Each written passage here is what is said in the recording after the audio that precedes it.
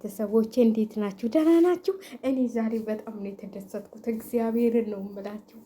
ከ13 ዓመት በኋላ ከሀገሯ የበቃችሁ እህታችን ሌላ በጣም ነው ያስደሰተችኝ። እንኳን ለሀገርሽ ያበቃሽ የኔ እናት። ወይኔ እኔ እንጃ ደስታዬን በልቅሶ ነው የምገልጥላችሁ። ዛሬ በጣም ነው ደስ ያለኝ። ደስ ያላችሁ በሙሉ ይህን ቪዲዮ ሼር ላይክ እያደረጋችሁ አበረታቱ እንላችኋለን። እንኳን ሰላም መጣሽ ወደ ሀገርሽ፣ እንኳን ለሀገርሽ አበቃሽ ብሏል። ዛሬ በፍትፈት አይደለም የመጣው በደስታ ነው። እግዚአብሔርን ነው የምላችሁ። እንደ ዛሬ እኔ እንጃ ተደስቼ አላውቅም።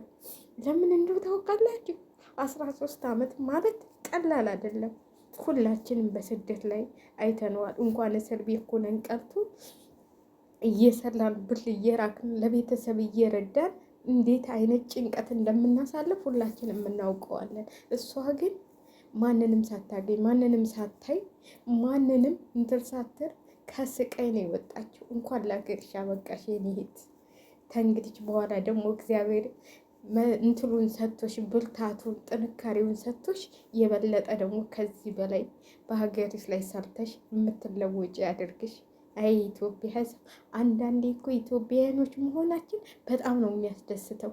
እንግዲህ የዘላለም ሕይወቷን እኮ ነው ያተረፉላት። ለምን አንድ ቀን አይሆንም ቤተሰቦቿ ጋር ተቀላቅላ? ለምን በአንድ ቀን የሀገሯ አፈር አይበራትም? እኔ በጣም ነው ወደ እንጃ ቲክቶኩም ብታው ዛሬ ስለሷ ነው፣ በቃ ስለሷ ነው። በጣም ነው ደስ የሚለው። እግዚአብሔርን እኔ ተደስቻለሁ። እኔ በበኩሌ በጣም ነው የተደሰትኩት። እንኳን ለሀገርሽ ያበቃሽ ሌላ የኔ እናት። 13 ዓመት ቀላል አይደለም፣ ግን ለሀገርሽ ስላበቃሽ ደግሞ በጣም በጣም በጣም ፈጣሪሽን ልታመሰግኝ ነው የሚገባሽ። ሙስሊም ክርስቲያን አላለም። ለዚች ልጅ መስዋዕትነት ሲከፈል ማለት ነው። መስዋዕትነት ተከፍሎም እስተዛሬ አትቆይም ነበረ። በእነሱ እንዝላልነት ነው እንጂ እስተዛሬ አገሯ ላይ የሆነ ነገር ትሆን ነበር። ግን ያው እንትላላሉም ነበር፣ እንደዚህ አልተጠናከሩም። መጨረሻ ላይ ነው እንግዲህ ከሀቢባ ላይ እንትል ብላ በቃ ልትሞት ነው። ሬሳዬን እንኳን አገሬ ለሀገር ያብቆኝ ምናምን አለች ሲባል ነው።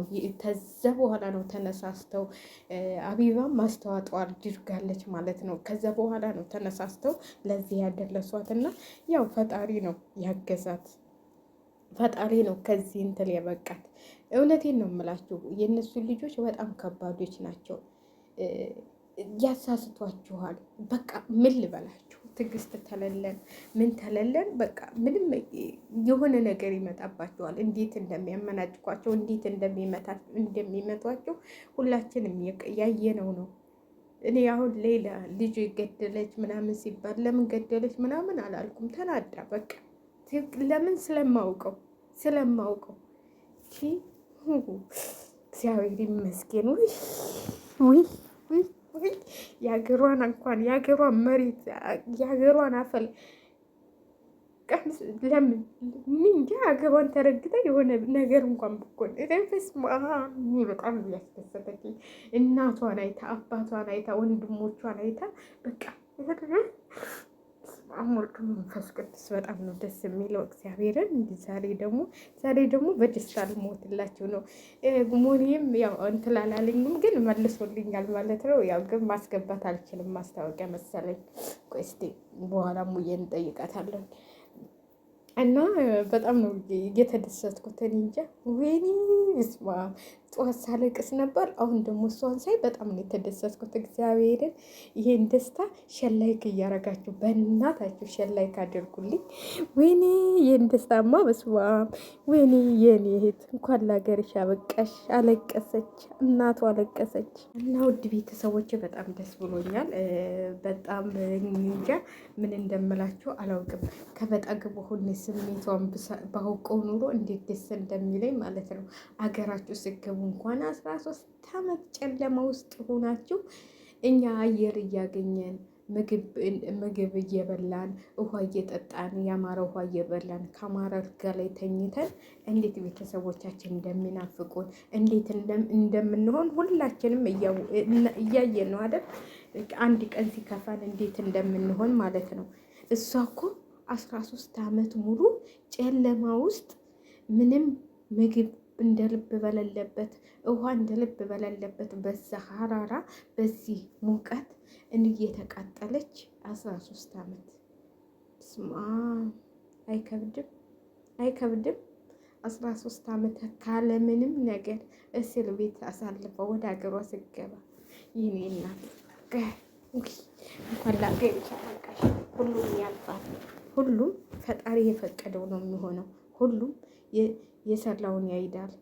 እነዛም ቢሆን ብራቸውን በልተው እስካሁን ድረስ ያቆያል የእነሱን እና እግዚአብሔር ይመስገን። ለማንኛውም እኔ ደስ ብሎኛል። የማወራው ሁሉ ጠፍቶብኛል። እግዚአብሔርን እኔ ቲክቶክ ላይ ገብቼ በቃ እያየሁ ነበር፣ እያለቀስኩም እያየሁም በቃ እንትን ማለት አልቻልኩም። በቃ ስሜቴን መግለጥ እግዚአብሔርን እውነቴን ነው የምላችሁ። የሆነ የደስታችሁን እንትን መግለጥ አልቻላችሁም ማለት ከባድ እኮ ነው። እስቲ እኛ ንጹህ አየር አግኝተን ምን ከሙከይፍ ከፍተን ቁጭ ብለን እንዴት ነው ቤተሰቦቻችን የሚናፍቁን? እንዴት ነው የምንሆነው? እያገኘን እየሰራን እሷ እኮ ምንም